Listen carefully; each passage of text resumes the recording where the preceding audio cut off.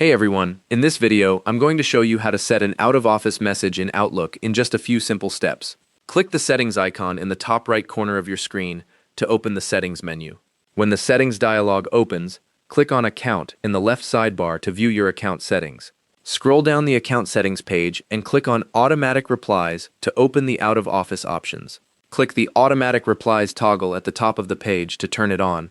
Tick the checkbox for Send Replies only during a time period to set a start and end date for your message.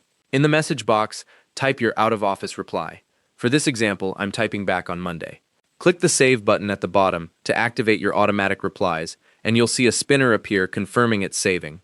The time period option is useful if you know exactly when you'll be back. Otherwise, leave it unticked, and your message stays on until you manually turn it off.